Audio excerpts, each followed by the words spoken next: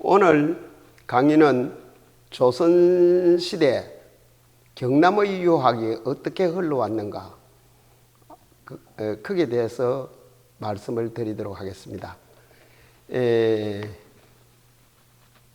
우리나라 유학은 바로 우리의 사상이고 우리의 학문에 대한 뿌리입니다. 그렇기 때문에 신라시대에는 최치원 선생과 또 설총 선생 등 많은 유학자들이 배출되었습니다. 그리고 특히 최치원 선생은 중국에 어린 나이에 중국에 유학을 해서 또 많은 학문적 업적을 남겼습니다. 그리고 특히 경남에는 최치원 선생의 유적이 바로 그 마산 창원을 비롯해서 또 함안이라든지 합천에 많은 유적이 남아 있습니다. 그리고 설총 선생은 그 하왕계라는 걸 지어가지고 우리의 또 이두를 창안해가지고 우리의 그 학문에 크게 이바지한 바 있습니다. 하왕계라는 것은 어떤 것이냐? 꽃의 왕이다. 해가 하왕이다.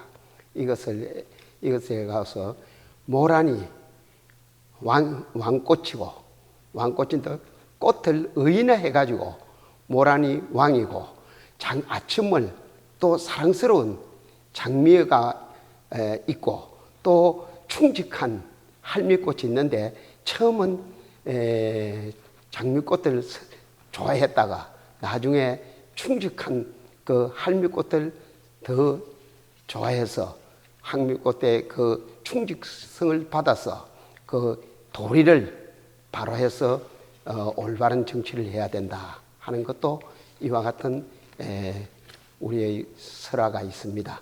삼국사기에 나와 있는 내용이기도 합니다.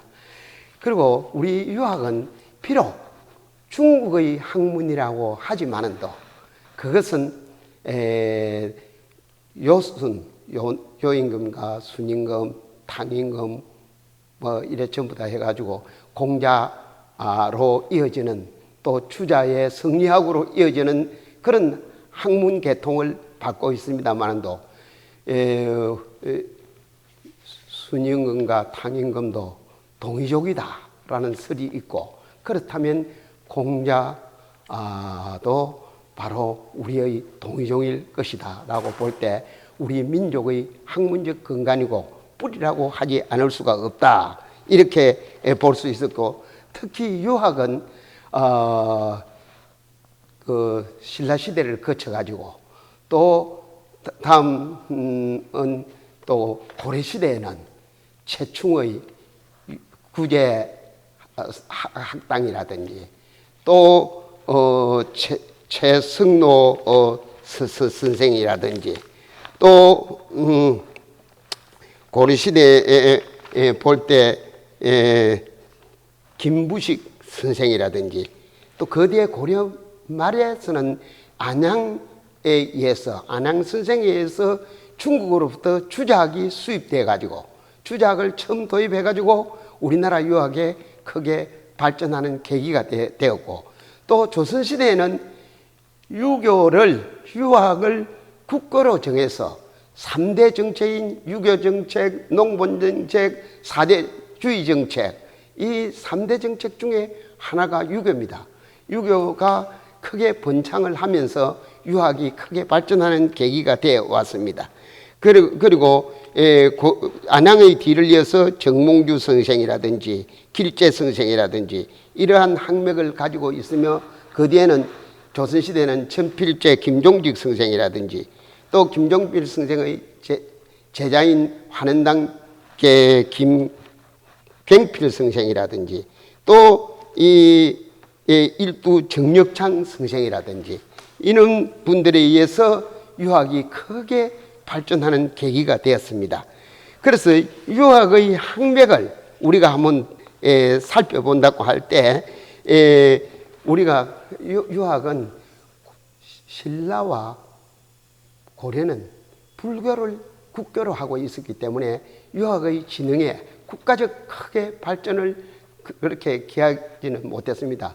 고구려의 대학이라든지 또 국자감이라든지 이런 것이 또 뒤에 발전을 했다 하더라도 유학이 크게 진흥하게 된 것은 조선이 유교를 국교로 정함으로 해서 유학이 크게 발전하는 계기가 되었습니다. 그래서 처음에 유학이 우리나라의 성리학으로서 조선시대에 들어오게 된 것은 안양 선생이 유학을 가지고 왔고, 또 주세봉 선생이, 이적 출신인 주세봉 선생이 백운동 서원을 최초로 설립해서 그래서 유학의 발전에 기여를 했습니다. 그리고 안양의 뒤를 이어서 또 묵은 이색이라든지 정몽주 선생이라든지 또 야은 길재 선생이라든지 강호 김자숙 선생이라든지, 그래서 우리나라 유학의 종장이라고 하는 김숙자 선생의 아들인 전필제 김종직 선생에 의해서 유학이 크게 진척되면서 살인파가 중앙정계에 많이 진출하는 계기가 되었습니다. 그러나 4대 사로 인해서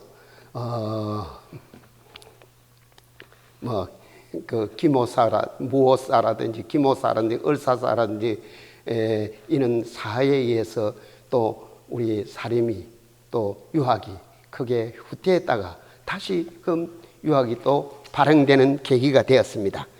그래서 전필재 선생의 뒤를 이어서 한원당 김경필 선생, 일두 정력창 선생, 타경 김일성 선생, 특히 한원당 김경필 선생은 무호사에서 평안도로 유배를 가게 돼서 거기에서 조광조 선생을 제자로 둠으로 해서 그것도 유학의 크게 진흥하는 계기가 되었고, 그 이후에는 다시 이 영남의 유학으로서는 남명조식 선생, 또 태계 이항 선생이 영남을 당시에 경상의 낙동강을 중심으로서 서울수 볼 때 자도 우도로 나누어서 경남의 우도인 지금 현재의 경상남도 쪽에는 경남 우도로서 남명조식 선생이 유학의 발전을 크게 가져왔고, 또한 그 경상도 자도에서는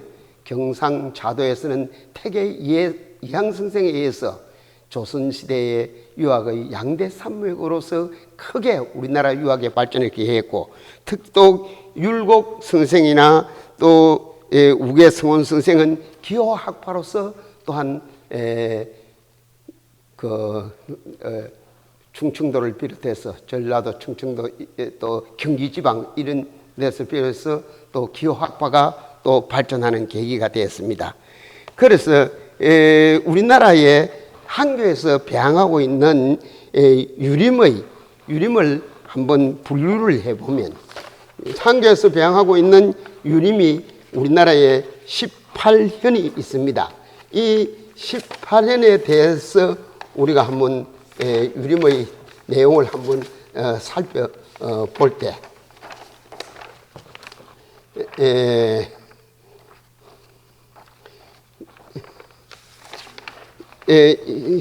그 신라시대 때는 설총 최치원 선생이 있었고,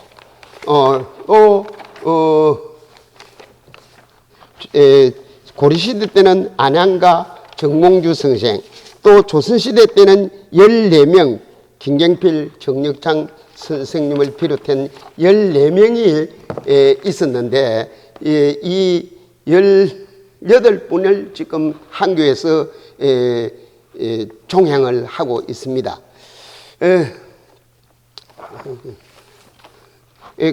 그리고 이 사림이 중앙무대에 진출하면서 사림의 붕당이 일어나갖고, 특히 선조 때, 선조 8년 1575년에 이조 전량이라는 빚을 가지고 서로 다투다가 서인과 동인으로 나누어져 가지고 그 이후에 또 북인과 서인, 동인은 다시 세자책봉 문제로 가지고 정철의 논제를 하기 위해서 강온 양파로 갈리면서 북인과 남인으로 나누어지고 다시 북인은 강해군 시대에 들어서 임진왜란이 끝나고 나서 북인이 강해군이 집권하면서 북인이 정권을 잡으면서 다시 대북과 소북으로 나누어졌고 그래서 그리고 또 숙종 때는 또 서인이 노론 소노론으로 나누어지면서 이 붕당 정치가 형성되었고 붕당 정치가 형성되다 보니까 서로의 의견이 대립되고 조선 중기에는 추자 가래가 예법이 크게 예학이 크게 발전돼 가지고 또 예학은 하나의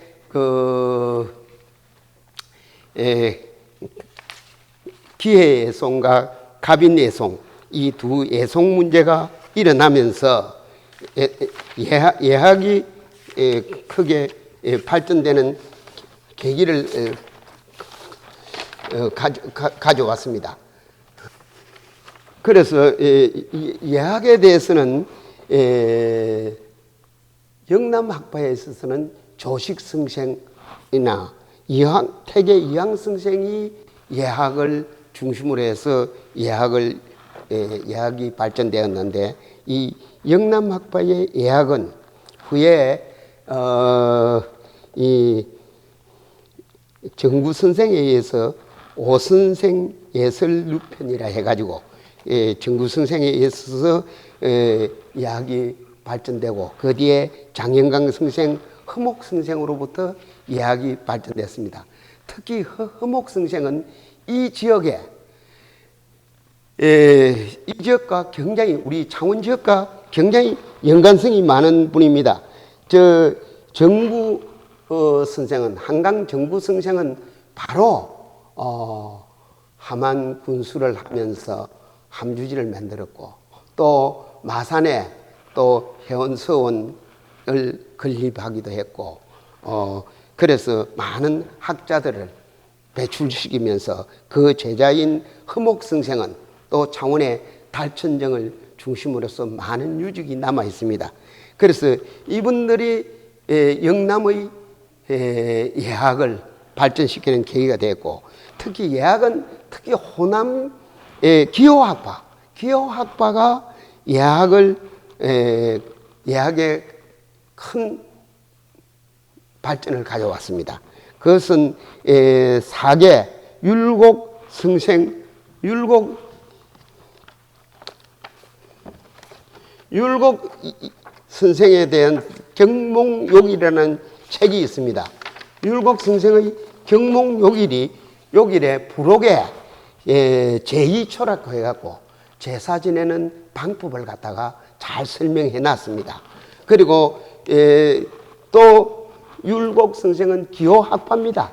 기호학파고 그 뒤를 이어가고 사계 김장생 선생이 가래 집남을 쓰고 그래서 또 송익평 선생이 가래 주설 이래갖고 지금 예학책이 한 160건 정도가 경성대학의 한국학연구소에서 거의 영인이 돼갖고 발행이 된 책이 있습니다. 그만큼 조선 후기에 들어서 예학이 추자가래를 중심으로 해서 예학이 크게 발전을 가져왔습니다. 그래서 여기에 그 뒤에 김지 선생의 뒤를 이어서 송시열 선생, 송중길 선생, 또 건상화 선생, 그리고 도암 이재 선생의 사례 필람으로 이어지면서 조선 후기에 들면서 예학이 크게 발전하는 계기를 가져왔습니다. 그리고 그 이후에 우리가 볼 때는 임진왜란이 또 일어나고 나서 실사구시라는 상공업 육성 정책이 크게 발전하는 계기가 되었습니다.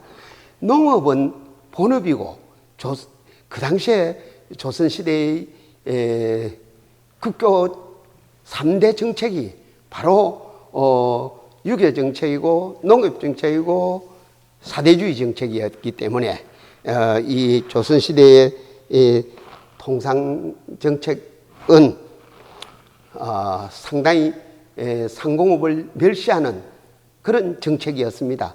농업은 농본주의 정책을 했기 때문에 농업은 본업이기 때문에 농업 이꼬르 본업, 또 상공업 이꼬르 말업.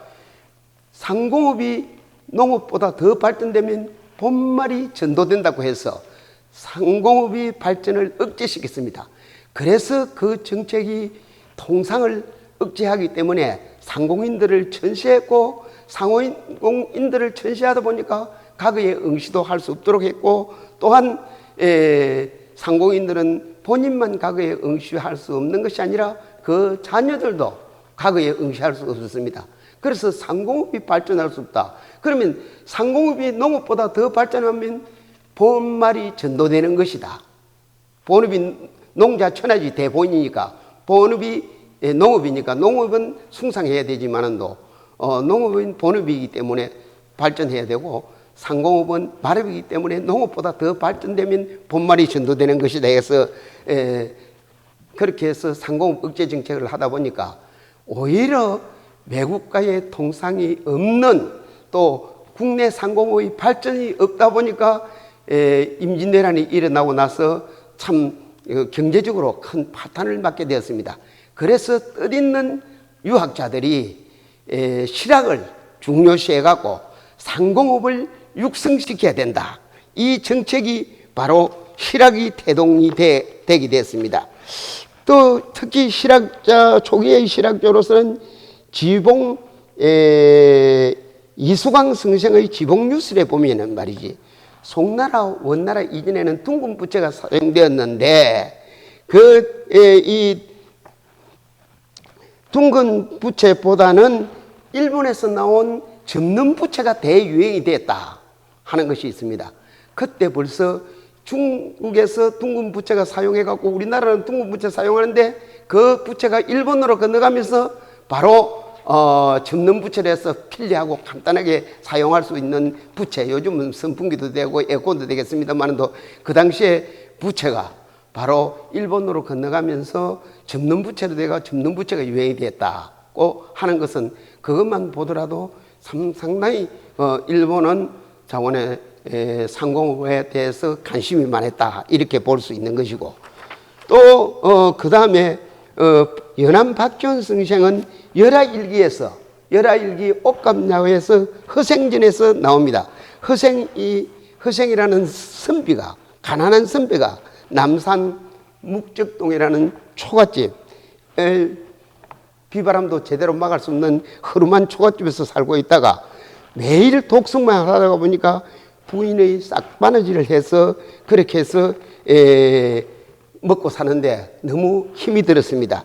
그래서 부인이 독서만 하지 말고, 가구도 보지도 않으면서 독서만 하지 말고, 그래 그 공장에 나가서 돈을 좀 버리면 어떻겠느냐 하니까, 공장에 나가려고 하니까 기술이 없다. 그러면 장사라도 좀 하면 어떠냐 이래 하니까, 장사는 미천이 없어 못 하겠다.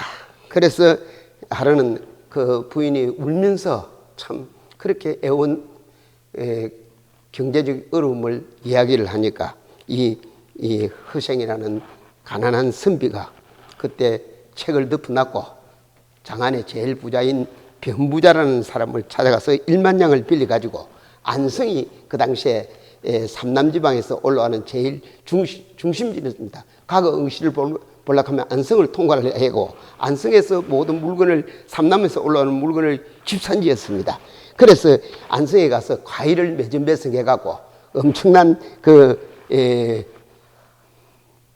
비싸게 팔 수 있어갖고 돈을 많이 버리고, 다시 제주도에 가서 말총이라는 그 망건, 상투머리 하는 망건을 또 사가지고, 말총을 사가지고 또 매점 매색을 해갖고 엄청난 부를 획득하고, 또 그리고 또 무인도에서 도둑들을 여자와 도둑을 데리고 가서 농사를 지어서 일본 나가사키에 수출해서 엄청난 부를 획득할 수 있었다 하는 것은 바로 상업과 무역을 통한 상공업을 발전시켜야 경제가 발전될 수 있다 하는 것을 강조한 이야기입니다.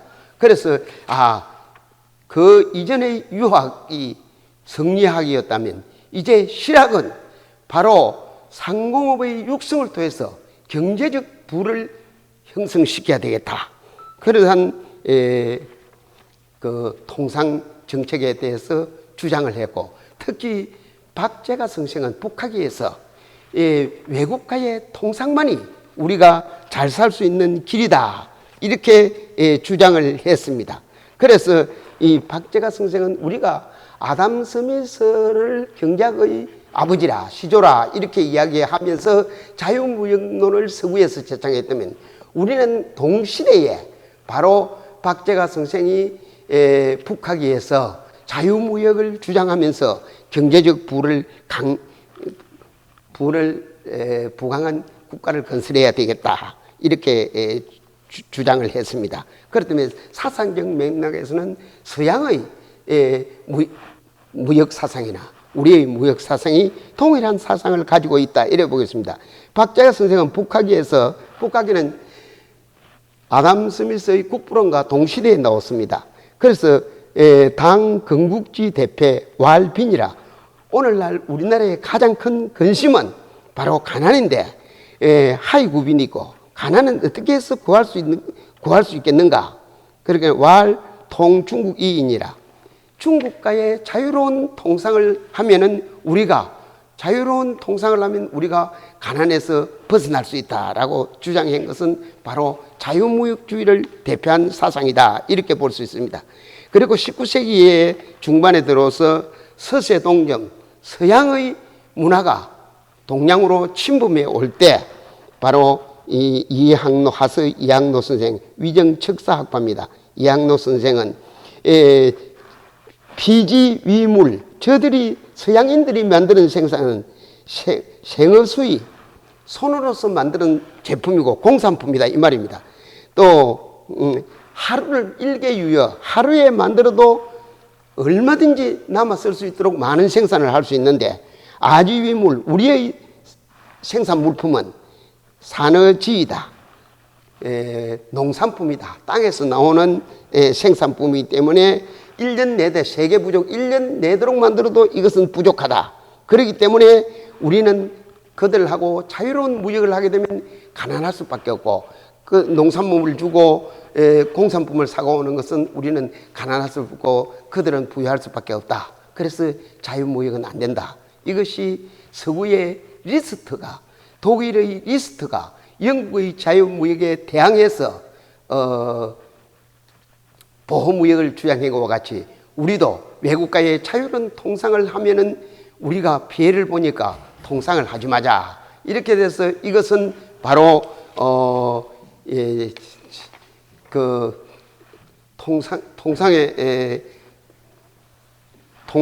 외국과의 통상 그 자체를 보호무역적으로 주장한 내용이라고 할 수 있습니다. 그것은 바로 무엇이냐 하면은 서구에서 보호무역을 주장했던 그 사상과 우리가 주장했던 그 사상이 사상적 맥락에서 볼 때는 동일하다. 단지 우리는 그러한 사상이 정책으로 반영되지 못하고 서구는 정책으로 반영됐기 때문이다. 이렇게 한 점을 우리가 비교해서 볼 수 있겠습니다. 그리고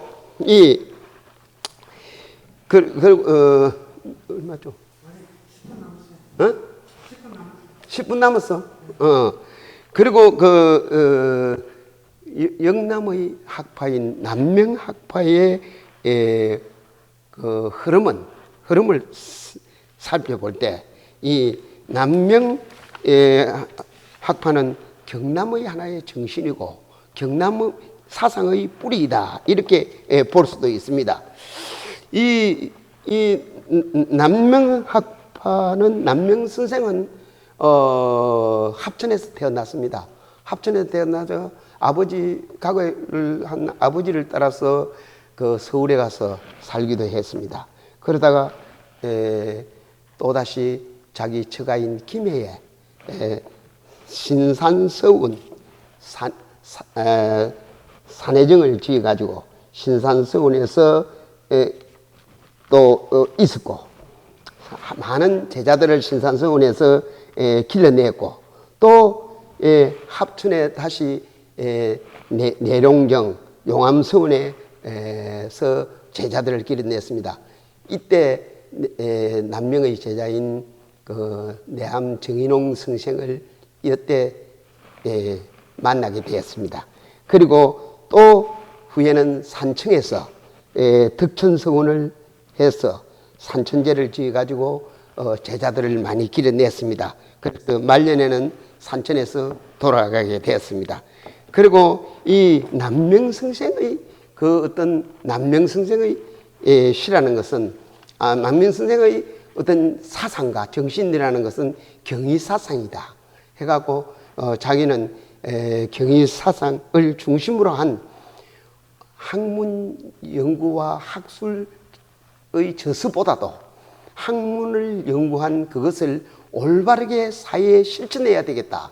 실천학적인 실용적인 학문을 주장했기 때문에 그분들의 제장은 정의를 주장했던 사람들이기 때문에 바로 임진왜란이 일어날 때 의병장이 대부분 임진왜란이 일어서서 외적을 의병으로서 무찌른 사람들은 남명선생의 제자들이다. 이렇게 보고는 되었습니다. 그분 남명선생이 얼마나 유림정신이 강하고 투철한 경의사상을 가졌느냐 하면 이는 덕천 시내가 정자 기둥에 쓰다 덕천 개정주라고 해가지고 이런 시가 있습니다. 천섬 들어가는 큰 종을 부숴서 크게 치지 않으면 소리가 없다오. 어떻게 해야만 두루산처럼 하늘이 울어도 울지 않을까. 이런 시가 있고 또 욕천이라는 시가 있습니다. 내과에서 모욕을 한다는 시가 있습니다. 40년 동안 더럽히져 온 몸 천섬 되는 맑은 물에 싹 씻어버리라. 자기가 40년이나 살아오면서 더러운 때 묻은 걸 내과에서 싹 씻어버리겠다. 그리고 맑은 물에 싹 씻어버리겠다. 오장 속에 만약에 오장 속에 티끌이라도 하나 있다고 하면 이 티끌을 당장 배를 갈려서 그 티끌을 물에 띄워 보내버리겠다 하는 이러한 그 어떤 선비정신, 곱고 올바르게 살아가겠다는 그런 정신이 남명의 사상이다. 이렇게 볼 수가 있습니다. 그래서 또 남명 선생은 뒤에 또 말씀을 드릴 수 있겠습니다만은도 특히 남명 선생의 그 사상 중에는 그 유명한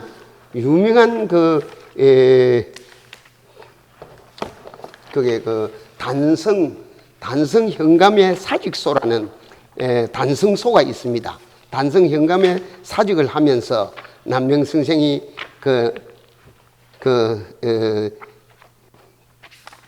단성 현감을 사직하면서 쓴 남명 선생의 소는 정말 우리가 그때 단성 현감을 하면서 쓴 소를 한번 잠시 보도록 하겠습니다.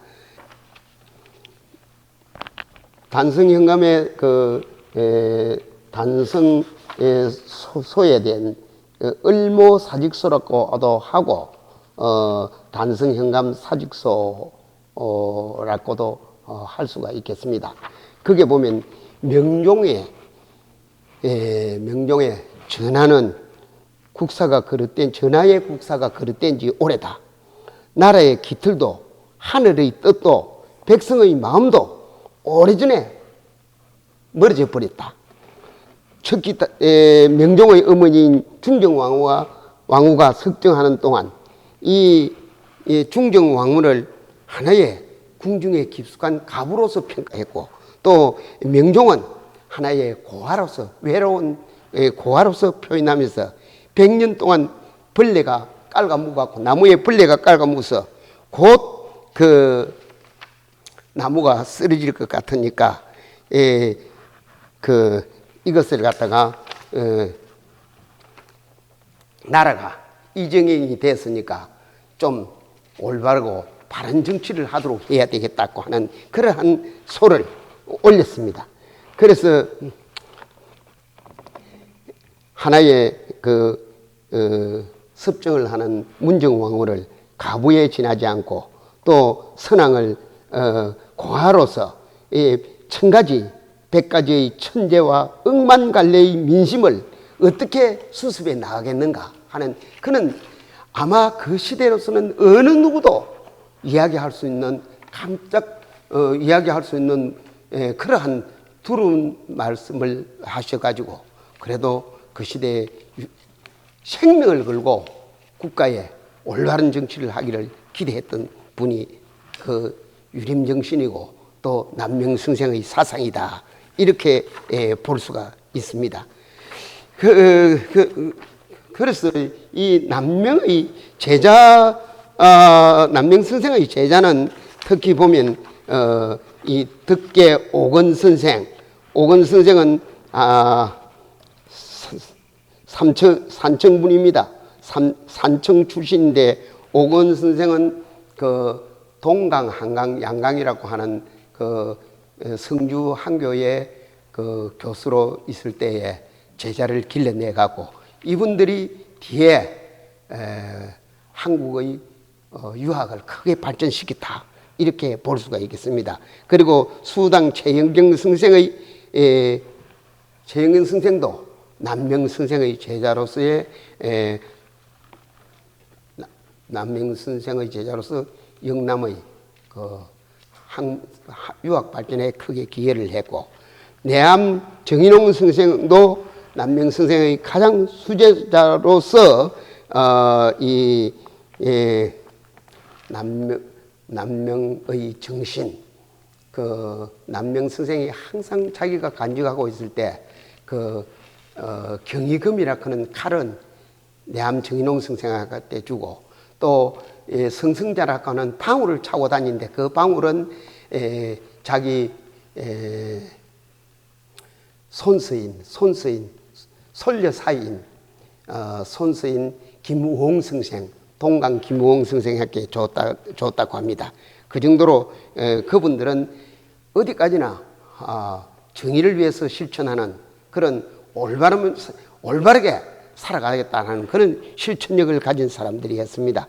그리고 특히 내암 선생은 동계 정호원 선생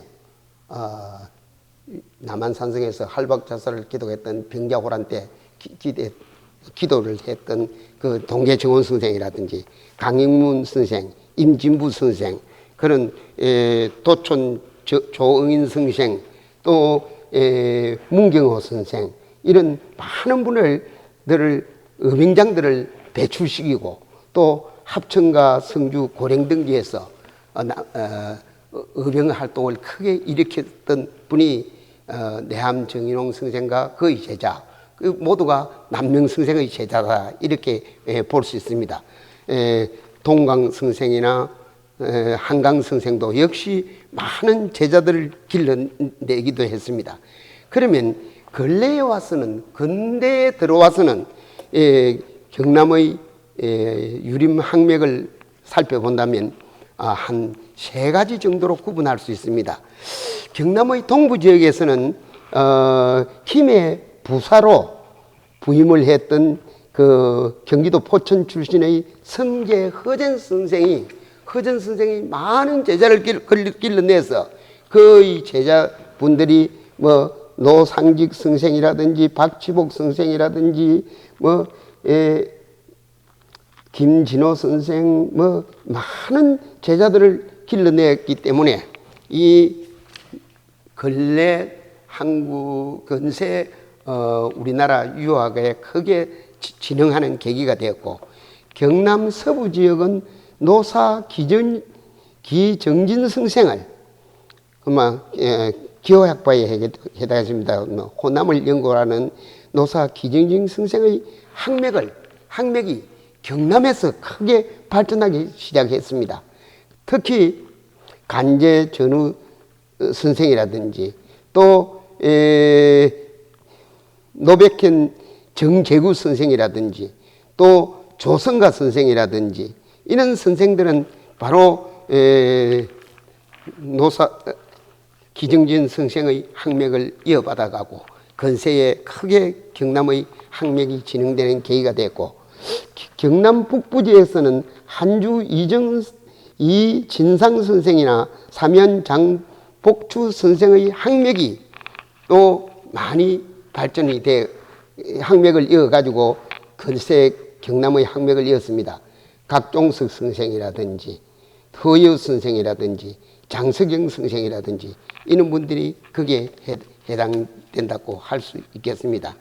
그리고 19세기 이후에 들어서는 다시 이러한 성제 허전 선생이라든지 노사 기정진 선생이라든지 한주 이진상 선생들의 후손들이 후학들이 경남의 유학 발전에 이바지하면서 그들은 유림 독립운동에 가담을 했습니다. 유림 독립운동에 특히 파리장서에 있어서는 유림의 종장인 민우각종석을 비롯해 갖고 파리장서 서민자가 137명입니다. 유림의 독립운동이라고 할 수 있는 유림 파리장서의 138명 중에서 약 80%가 경남북 사람이었다는 점에서 그 당시에 독립운동의 주축은 바로 경남북 사람들이, 경상도 사람들이 주축이 됐다, 이렇게 볼 수가 있겠습니다. 그리고 다음에서는 지금까지 이야기를 드린 것은 경남의 유학과 유맥이 어떻게 형성되어 왔으며 이 유림정신이 바로 우리의 그 학문적인 뿌리일 뿐만 아니라 사상적인 뿌리로서의 도덕성 회복이라든지 정체성 확립에 앞으로 크게 기여할 것이고, 또 미래는 우리가 4차 산업인 1차 산업이 농업이라면 2차 산업이 공업이라고 할 때 3차 산업이 서비스 산업이고 4차 산업이 이제 인공지능 시대에 들어갔다고 하면 로봇 등이 일을 하게 될 때는 우리가 4차 산업에 들어갈 때는 앞으로 이 유림과 유학이 큰 역할을 할 수 있을 것이고, 우리의 남북 통일도 바로 북이 가지고 있는 그 유학 정신, 우리가 가지고 있는 유학 정신이 또 동일시하기 때문에 바로 유림 정신, 유학 정신을 통해서 남북 통일에 대한 계기도 앞으로 이루어질 수 있는 중요한 요소의 하나가 유림과 유학의 발전이 아니겠는가, 이렇게 생각하면서 강의를 마치도록 하겠습니다.